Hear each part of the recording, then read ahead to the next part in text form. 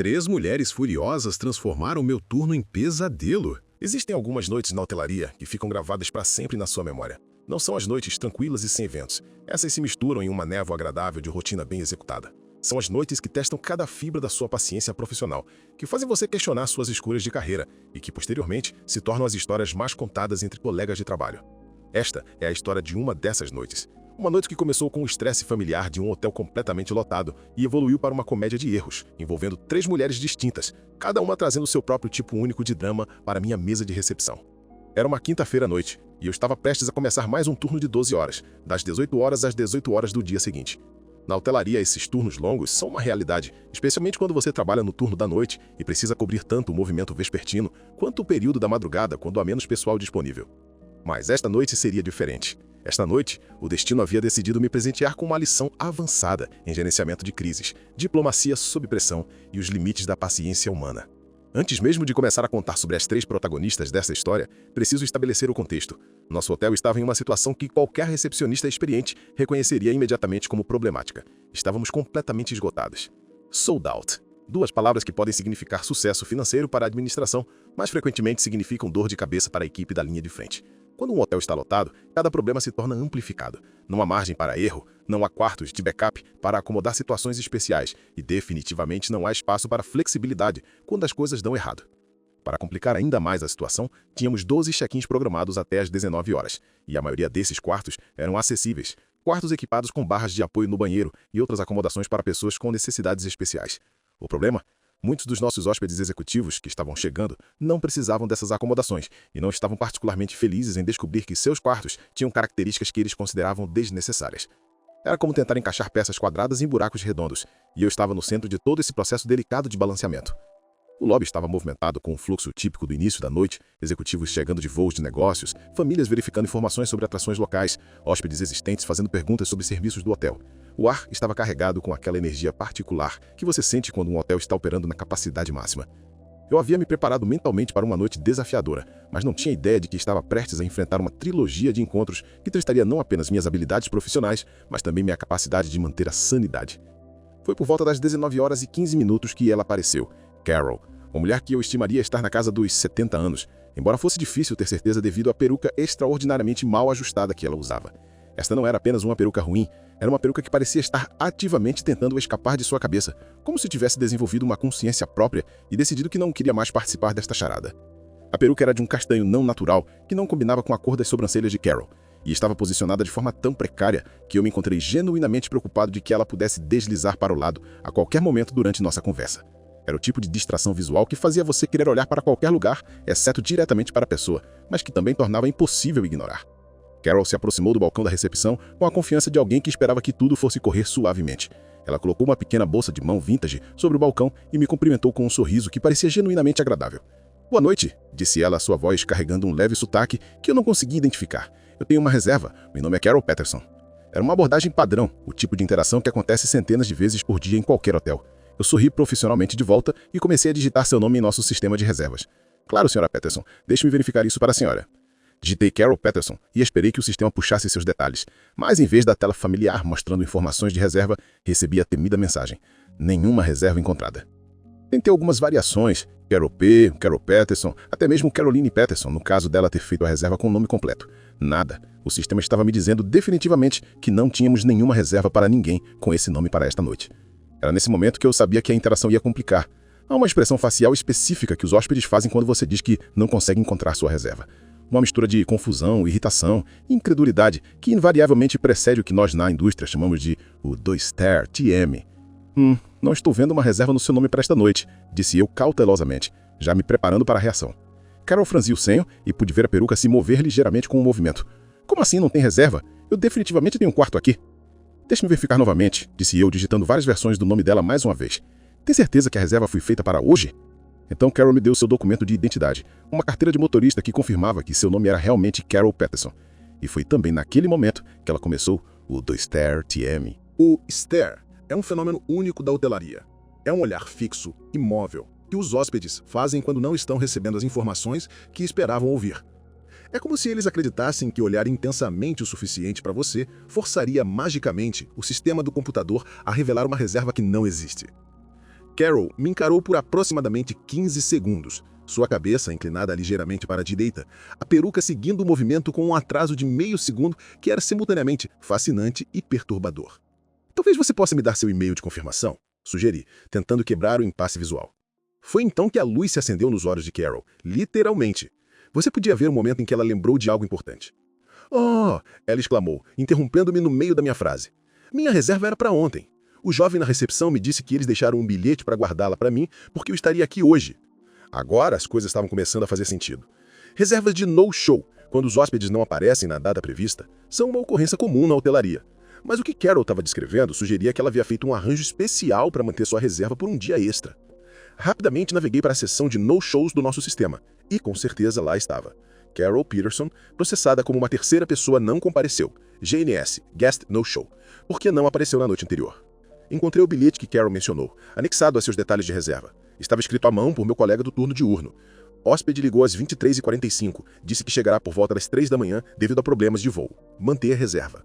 Era exatamente a situação que Carol havia descrito, mas havia um problema crucial que ela não entendia sobre como nosso sistema funcionava. "Encontrei a informação, Sra. Peterson", disse eu, tentando manter minha voz gentil, mais informativa. "Vejo que a senhora ligou ontem à noite para avisar que chegaria por volta das 3 da manhã. Infelizmente, quando a senhora não apareceu até esse horário, nossa auditoria noturna processou a reserva como no-show." Carol me olhou com confusão genuína. "Mas eu disse que viria hoje." "Sim, entendo isso", respondi pacientemente. "O problema é que, em hotelaria, por volta das 3 da manhã, ainda é tecnicamente considerado o mesmo dia. Então, quando a senhora disse que chegaria às 3 da manhã, nosso sistema esperou até às 3 da manhã de ontem, não de hoje."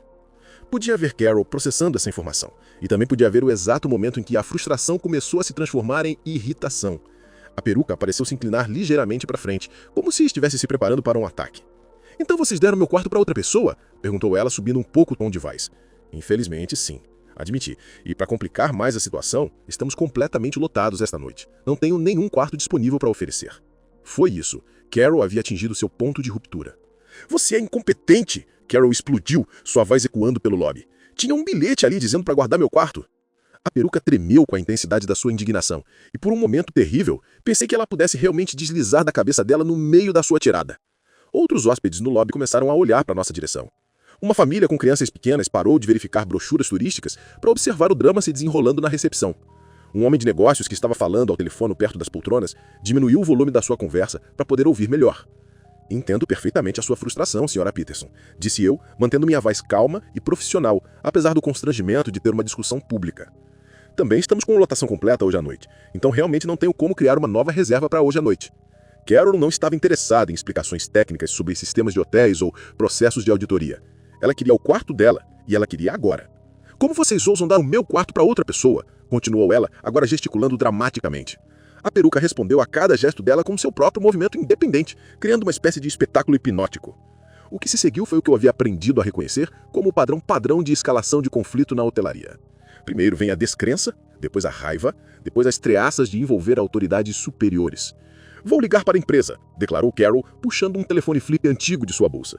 "Vocês vão ouvir disso." Era uma treaça que eu ouvia pelo menos uma vez por semana. Na maioria dos casos, os hóspedes realmente ligavam para a nossa empresa matriz, relatavam sua experiência, geralmente com alguns detalhes exagerados, e recebiam vouchers ou desculpas educadas. Raramente resultava em mudanças significativas para a situação imediata. "Entendo que a senhora queira fazer isso", respondi diplomaticamente. "Tem todo o direito. Posso dar-lhe o número direto do nosso atendimento ao cliente, se isso ajudar." Mas Carol já estava marchando para a direção da porta, murmurando para si mesma sobre incompetência e serviço terrível.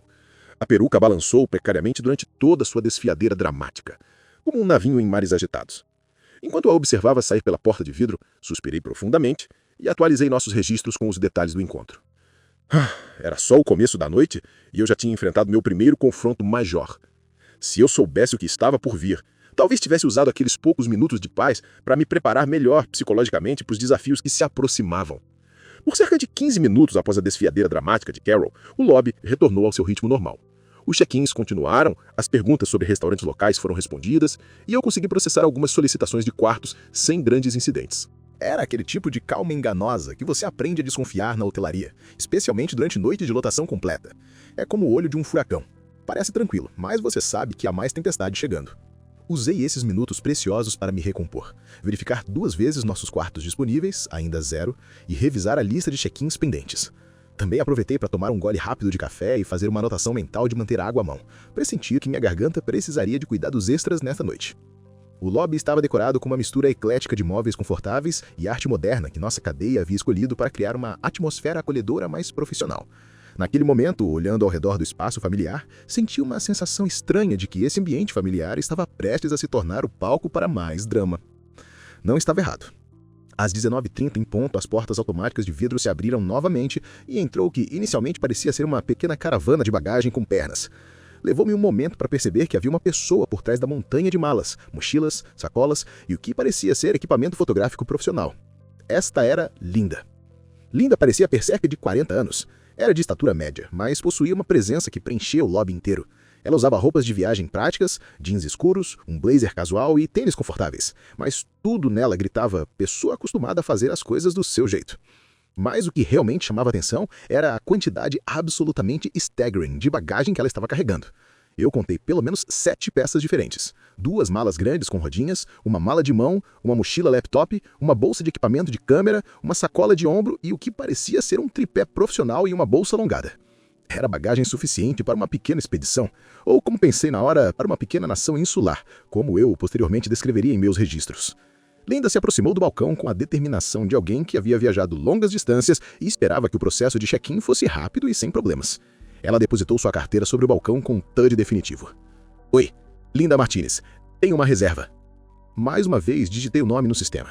Linda Martinez. Mais uma vez recebi a familiar mensagem de não há reserva no seu nome. Meu coração afundou ligeiramente. 2 reservas perdidas em menos de 1 hora era incomum, mesmo para uma noite caótica. Tentei algumas variações, como L. Martinez, Linda M., até mesmo Linda Martinez, no caso de haver uma esgrafia alternativa. Nada. Olhei para Linda, que estava me observando com uma expressão que me fazia pensar que ela estava acostumada a lidar com situações complicadas e não tinha paciência para incompetência. Não estou encontrando uma reserva no seu nome, disse eu cuidadosamente, já me preparando para a segunda rodada do The Star TM da noite. E lá estava. Linda me deu uma versão particularmente intensa do olhar fixo, como se eu fosse uma criança particularmente lenta que estava falhando em entender algo óbvio. Isso é impossível, disse ela, sua voz carregando uma autoridade que sugeria que ela estava acostumada a ter suas declarações aceitas como fatos. Você tem um e-mail de confirmação que eu possa verificar? Perguntei, esperando que isso pudesse esclarecer a situação. Linda imediatamente pegou o seu smartphone, um modelo top de linha com uma capa protetora robusta que sugeria uso pesado, e começou a navegar através de seus e-mails. Após alguns momentos, ela encontrou o que procurava e literalmente enfiou o telefone na minha cara. Olhei para a tela do telefone de Linda e imediatamente vi o problema. O e-mail de confirmação era legítimo, profissional e definitivamente para hoje à noite. Mas havia um detalhe crucial que Linda havia perdido. Então, você está reservada no hotel do outro lado da rua, disse eu tentando manter um tom gentil. Nós somos o hotel A. Sua reserva é no hotel B. A rua que separava nosso hotel do hotel B era uma via de 6 pistas, movimentada mesmo neste horário da noite. Os 2 hotéis eram de cadeias diferentes, operações completamente separadas, mas eu podia entender como alguém podia confundi-los. Linda olhou para mim como se eu tivesse acabado de falar em uma língua estrangeira. Por que meu gerente me deu seu endereço se minha reserva não está aqui? Perguntou, sua voz subindo ligeiramente de tom. Era uma pergunta válida, mas que eu obviamente não poderia responder. Não tenho certeza sobre isso, respondi eu. Mas eu posso ver que o seu e-mail de confirmação tem claramente o endereço do hotel B, então acredito que foi apenas uma confusão. Mostrei a ela no próprio telefone onde o endereço estava listado, destacando como era diferente do nosso.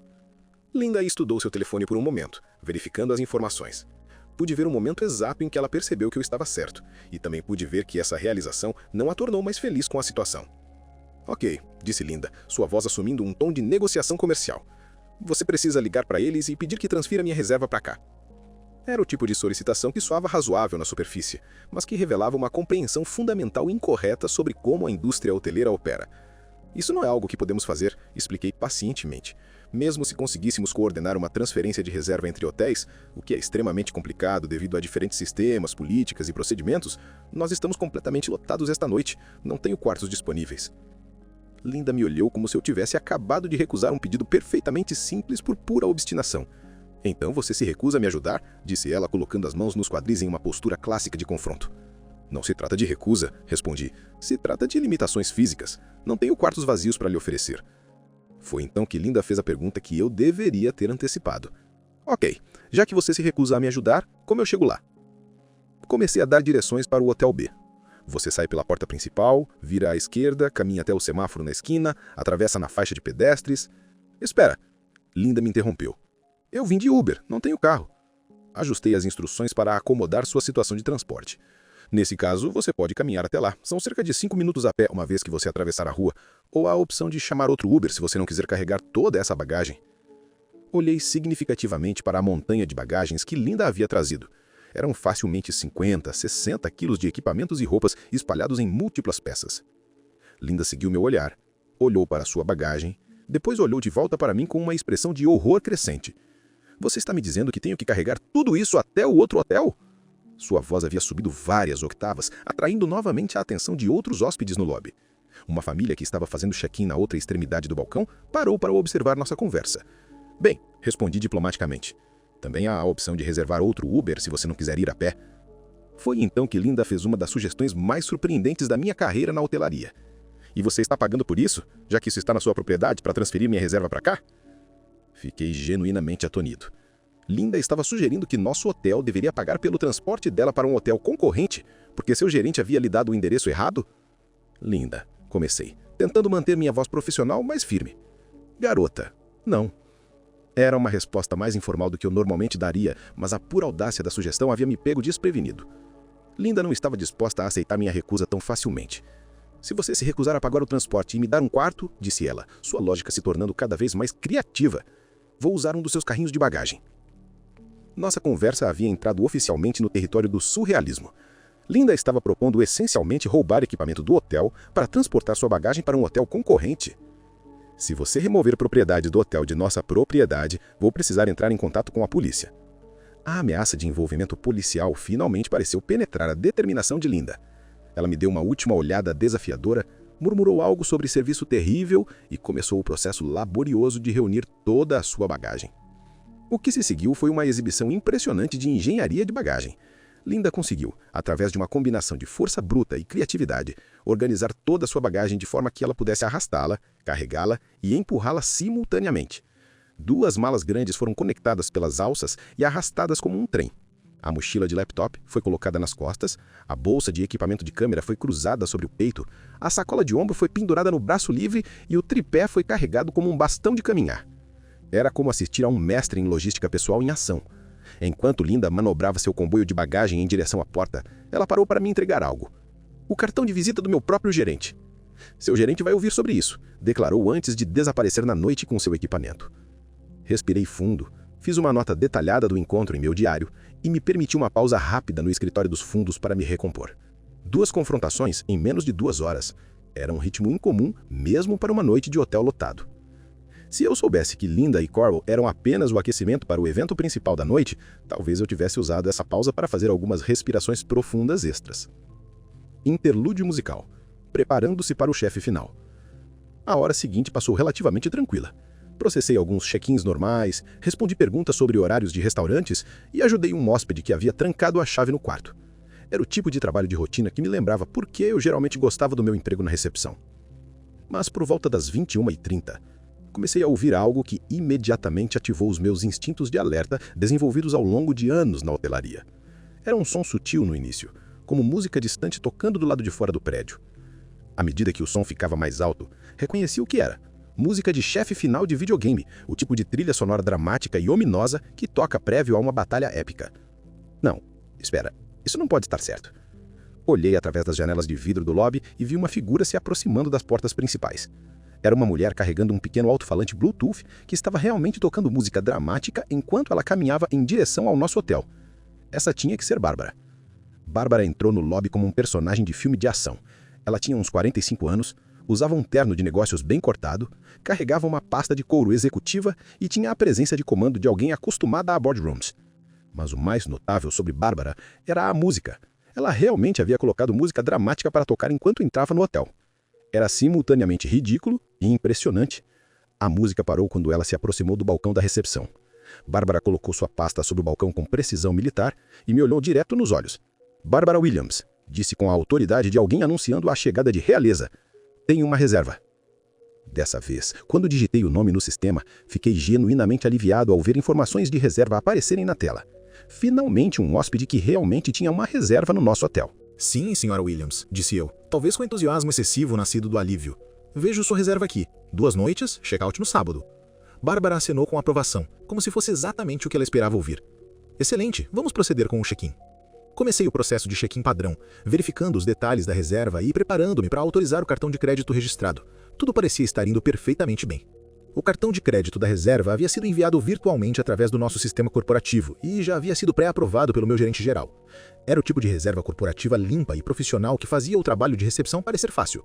Processei a autorização do cartão, esperando a confirmação familiar de aprovado. Em vez disso, recebi recusado. Meu coração afundou. Tentei novamente, pensando que poderia ter sido um erro de comunicação temporário com o processador de cartões. Recusado apareceu novamente na tela.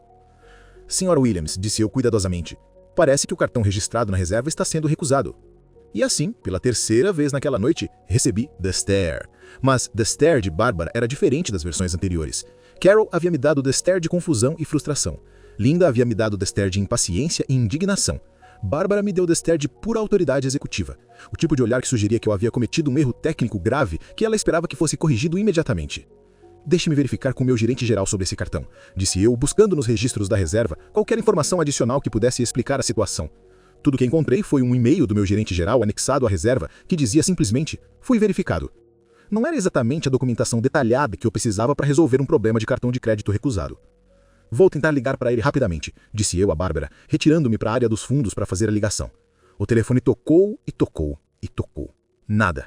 Meu gerente geral, que normalmente estava disponível para emergências, aparentemente havia escolhido esta noite específica para estar incomunicável. Voltei para Bárbara, que havia assumido uma postura que sugeria que ela estava preparada para uma longa batalha. Infelizmente não consegui contatá-lo no momento, admiti, mas posso oferecer algumas opções para resolver isso. Posso remover uma noite da sua estadia e tentar autorizar um valor menor, expliquei. Ou você pode fornecer um cartão alternativo para fazer o check-in, enquanto aguardamos uma resposta da sua empresa sobre o cartão original. Era uma solução razoável que permitiria que Bárbara se instalasse no quarto enquanto resolvíamos os detalhes financeiros posteriormente. Bárbara me olhou como se eu tivesse sugerido que ela pagasse a conta do hotel com conchas do mar. Não, disse ela com a finalidade de um juiz proferindo uma sentença. Você vai descobrir o que está errado e me deixar ficar com o quarto. Este e-mail diz que já foi pago. Ela então pegou seu próprio smartphone e me mostrou um e-mail da empresa dela detalhando a reserva. O e-mail confirmava que a reserva havia sido mantida com o cartão da empresa e listava o valor que seria cobrado no check-in. Sra. Williams, disse eu pacientemente, este e-mail indica que o cartão é para manter o quarto, como uma garantia, não é uma reserva pré-paga. O valor listado é o que será cobrado no seu cartão durante o check-in. Bárbara estudou o e-mail por um momento, depois me olhou com uma expressão que sugeria que eu estava tentando enganá-la com tecnicismos. Então, cobre o cartão, disse ela, como se fosse a coisa mais simples do mundo. Ele está sendo recusado, repeti. Então, você está fazendo errado, declarou Bárbara, com a confiança de quem nunca havia trabalhado em processamento de cartões de crédito. Posso assegurar que estou seguindo o procedimento correto, respondi diplomaticamente. O cartão pode ter sido bloqueado, pode ter atingido seu limite de crédito, ou não ter fundos suficientes para autorizar o valor total da reserva. Tudo o que eu posso ver do meu lado é que está sendo recusado. Foi então que Bárbara decidiu revelar informações que ela claramente acreditava que resolveriam tudo instantaneamente. Eles são uma empresa multimilionária, disse ela, se aproximando do balcão e baixando a voz como se estivesse compartilhando informação confidencial. Há dinheiro no cartão. Era o tipo de declaração que eu ouvia periodicamente de hóspedes corporativos, a suposição de que o tamanho da empresa se traduz diretamente em disponibilidade ilimitada de fundos em qualquer cartão específico. Eu entendo que seja uma empresa grande, respondi, mas isso não muda o fato de que este cartão específico está sendo recusado pelo processador. Pode haver muitas razões para isso que não têm a ver com a situação financeira geral da empresa. Bárbara claramente não estava interessada em discussões técnicas sobre processamento de cartões de crédito. Não posso fazer o check-in para 2 noites sem um cartão que aprove o valor total, expliquei mais uma vez. É política do hotel. Foi então que Bárbara tomou uma decisão que transformaria o resto da noite em algo muito mais complicado.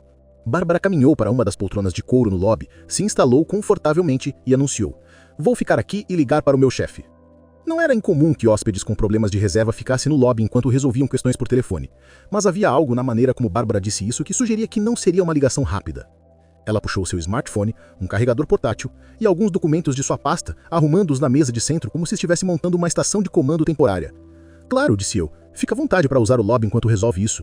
O que eu não sabia era que Bárbara estava prestes a transformar nosso lobby em central de operações para o que se tornaria uma das ligações em conferência mais surreais da minha carreira. Foi durante os primeiros minutos da ligação telefônica de Bárbara que comecei a ouvir nomes familiares sendo mencionados. Carol, Linda, e então a verdade bateu como um raio. Bárbara não estava apenas ligando para o seu chefe, ela estava organizando uma ligação em conferência com Carol e Linda. As 3 mulheres que haviam tornado minha noite no inferno eram colegas de trabalho. Carol era a chefe. Linda era uma colega. Bárbara era... Bem, Bárbara era a pessoa que aparentemente havia sido designada para resolver a situação de acomodação depois que as outras 2 haviam falhado. Pera, Carol é sua chefe? Perguntei quando Bárbara pausou sua ligação por um momento. Sim, respondeu Bárbara, como se fosse óbvio. E Linda é minha colega. Estamos todas aqui para a mesma conferência de trabalho. De repente, tudo começou a fazer sentido.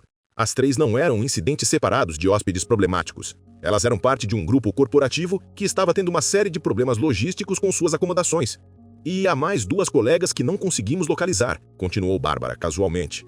Elas não estão em nenhum dos 3 hotéis onde deveriam estar hospedadas e ninguém consegue encontrá-las. 5 mulheres, 3 hotéis, múltiplas reservas perdidas, e agora eu estava no centro de uma operação de resgate corporativo que estava sendo coordenada do meu próprio lobby. O que se seguiu foi uma ligação por FaceTime que envolveu não apenas Carol, Linda e Bárbara, mas também aparentemente vários executivos de sua empresa, incluindo, e eu não estou brincando sobre isso, alguém que Bárbara se referiu como o presidente. Não o presidente da empresa, o presidente dos Estados Unidos. Ou pelo menos era assim que soava quando ouvia apenas um lado da conversa. Sim, senhor presidente, ouvia Bárbara dizendo. A situação de acomodação está sendo resolvida. Inicialmente pensei que fosse algum tipo de exagero corporativo, talvez o presidente da divisão ou algo assim, mas conforme a conversa continuava, as referências se tornavam cada vez mais grandiosas. Vamos escalar isso para o nível federal se necessário, Bárbara declarou em um ponto, sua voz carregando o peso de alguém fazendo uma declaração de guerra. Sentei atrás do balcão da recepção, observando uma mulher de negócios coordenar o que parecia ser uma operação militar de um dos sofás do nosso lobby, e me perguntei como a minha vida profissional havia chegado a este ponto. Enquanto Bárbara continuava sua épica ligação em conferência, comecei a enviar mensagens freneticamente para meus próprios gerentes. Se Bárbara estava escalando para o presidente, eu sentia que deveria pelo menos tentar escalar para meu gerente de plantão. Situação no lobby. Hóspede corporativo com problema de cartão recusado. Ela está no lobby fazendo ligações que aparentemente envolvem autoridades federais. Preciso de orientação urgente. Enviei. Aguardei. Nada. Tentei meu gerente geral novamente. Direto para a caixa postal. Tentei meu supervisor de turno. Sem resposta. Era como se todo mundo na cadeia de comando do hotel tivesse simultaneamente decidido ficar incomunicável exatamente quando eu mais precisava de reforço. Estava tristemente sozinho com Bárbara e sua operação de comando improvisada no lobby. Após cerca de 45 minutos de ligações, durante as quais eu continuei a tentar processar check-ins normais, enquanto uma operação militar corporativa se desenrolava a metros de distância, Bárbara finalmente desligou e se aproximou do balcão novamente. Mas desta vez, ela não estava sozinha.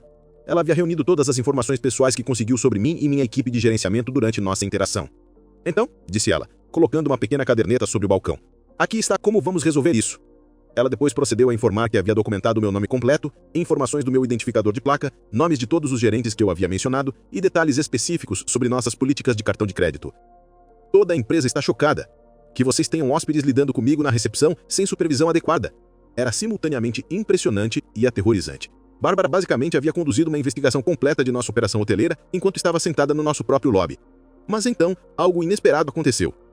Mas, continuou Bárbara, puxando um cartão de crédito diferente de sua carteira. Meu marido me deu este cartão para emergências. Podemos tentar este.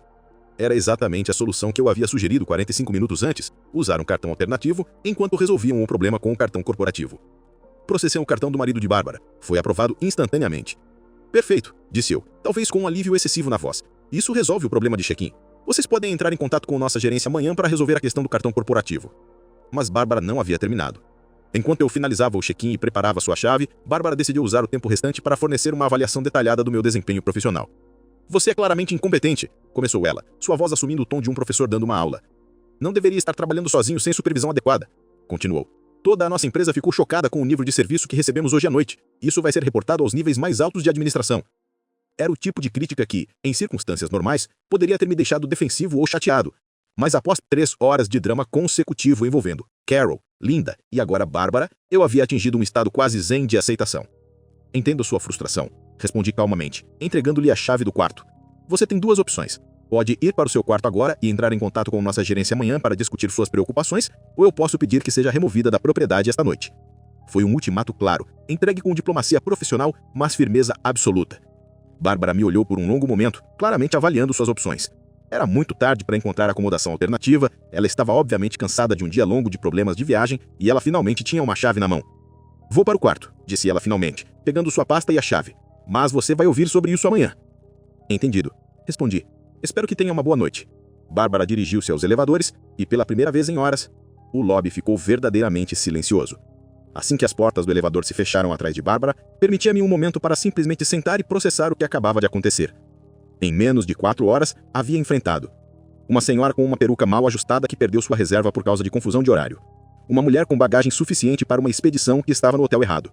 Uma executiva corporativa que transformou o nosso lobby em uma central de comando militar. E o mais surreal de tudo, todas as 3 eram colegas de trabalho.